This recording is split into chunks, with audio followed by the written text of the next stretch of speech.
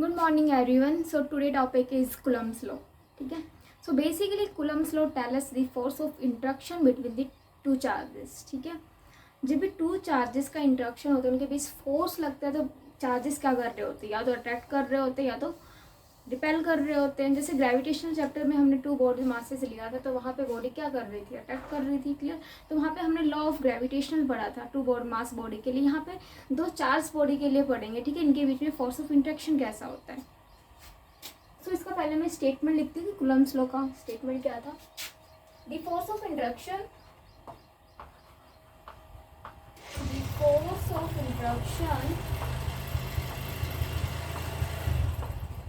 the force of interaction or we can say attraction or repulsion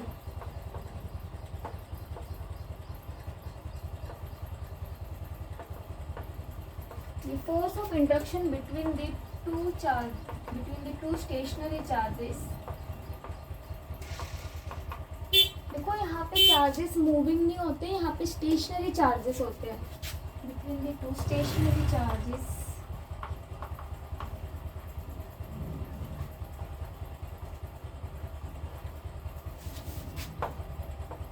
is directly proportional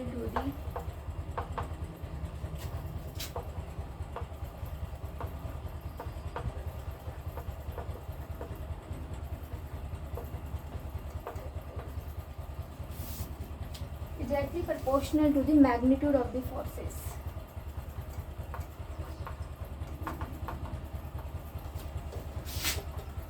Magnitude of the charges and inversely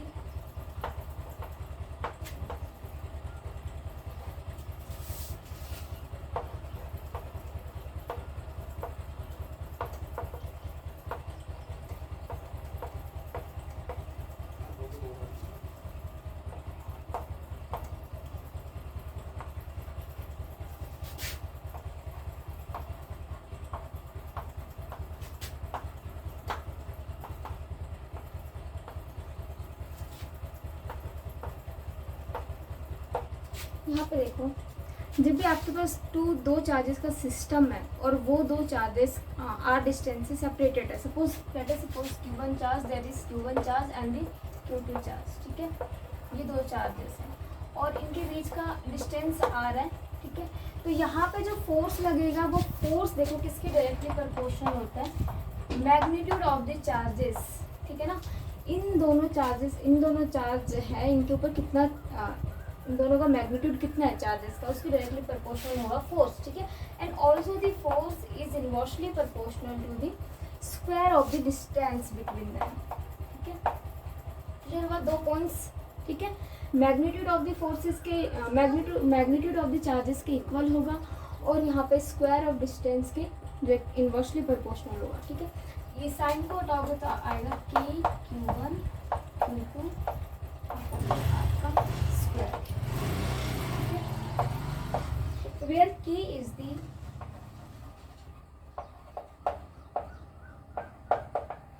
constant of proportionality.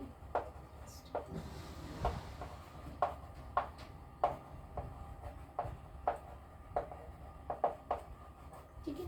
और यहाँ पे K की value होती है 1/4 pi epsilon naught. इसकी value होती है 9 × 10⁻⁹.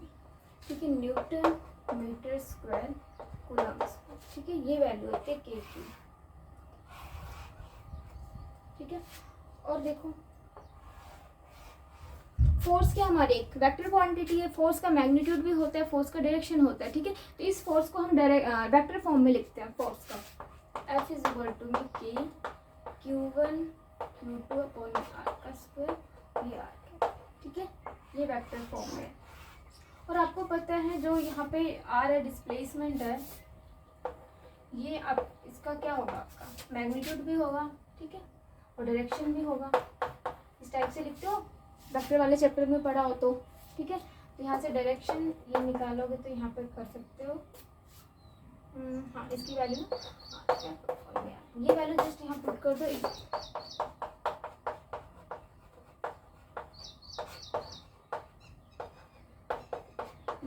ठीक है. ये मैग्नीट्यूड ही है.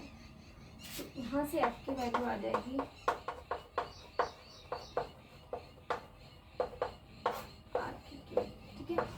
आप इस फोर्स को इस फॉर्म में भी लिख सकते हो, इस फॉर्म में भी लिख सकते हो, इस फॉर्म में भी लिख सकते हो, ठीक है।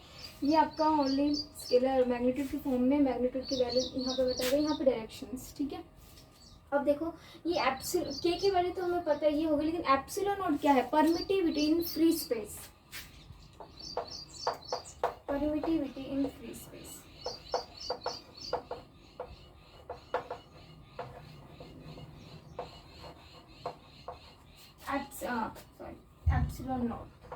एप्सिलॉन नॉट की वैल्यू होती है 8.85 इंटू 10⁻⁻12 और न्यूटन इनवर्स मीटर, ठीक है। एक बार और मैं बता देती हूँ, एक बार समरी कर लेते हैं। Coulomb's law, Coulomb's law tells us the force of interaction between the two charges, clear, ठीक है। So the force of interaction between the two charges is equal to the magnitude of the charges and inversely proportional to the square of distance between them, ठीक है।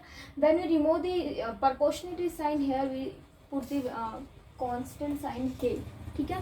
k is represent the constant of proportionality, ठीक है। k की value होती है 1/4 pi epsilon naught, that is 9 × 10⁻⁹ newton metre square coulomb -2, ठीक है। ये यूनिट होती है इसकी। अब इसको हम वेक्टर फॉर्म में लिखेंगे, F = K Q1 Q2 R², ये डायरेक्शन को रिप्रेजेंट करेगा, आर कैप, ठीक है। आप इस आर कैप की वैल्यू यहाँ से डिराइव करके लिख सकते हो, ठीक है।